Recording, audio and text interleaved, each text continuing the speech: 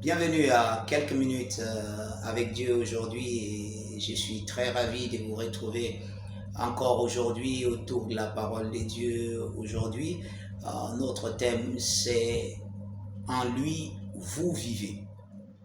En lui vous vivez. Vous savez, dans le livre de Nombres, le chapitre 21, il y avait une histoire des enfants d'Israël qui avaient désobéi à Dieu et des serpents venimeux, n'est-ce pas, sortaient et les mordaient et beaucoup mouraient par ces morsures des serpents. Et les enfants d'Israël étaient venus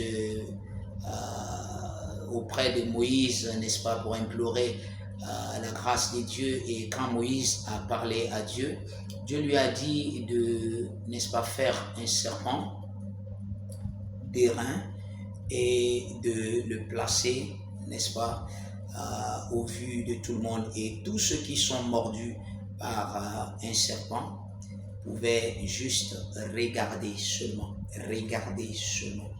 le serpent et ils seront guéris, ils vivront. Gloire à Dieu. Nous allons lire ceci dans le livre de Jean, le chapitre 3 et le verset 14. Le Seigneur faisait référence à cette histoire. Et il dit, et comme Moïse éleva le serpent dans le désert, il faut de même que le Fils de l'homme soit élevé. Parlant de sa mort, bien sûr.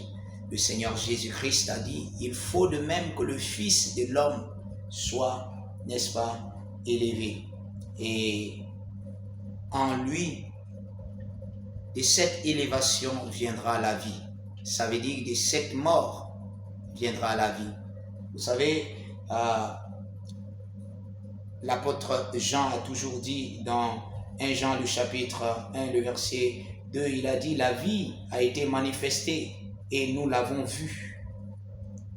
Nous l'avons vue et nous rendons témoignage et nous vous annonçons la vie éternelle qui était avec le Père et qui nous a été manifestée. Alors, votre vie se trouve en Christ. Vous savez, c'est à cause de ça que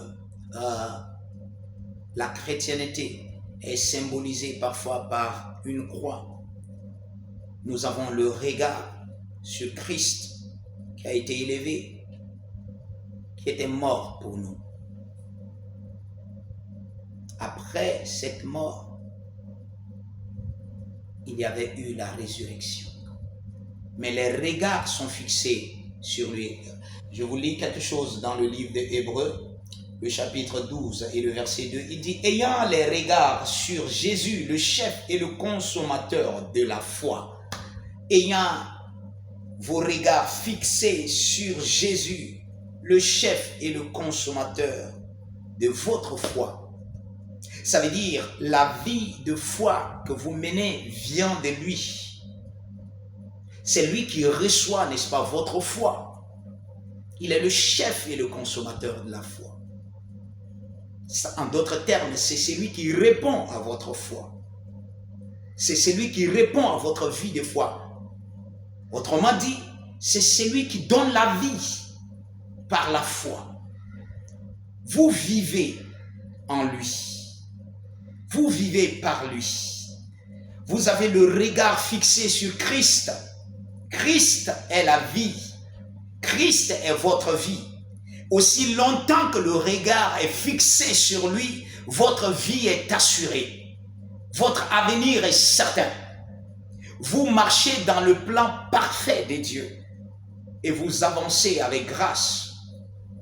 Alléluia. C'est pour ça que la Bible nous dit que de lui, je vais vous lire autre chose rapidement. Il dit, en lui, nous avons la vie, nous avons le mouvement et nous avons notre être. Gloire à Dieu. En lui, je vis, je me meus et j'ai mon être. En lui, j'ai mon être. Christ est notre vie.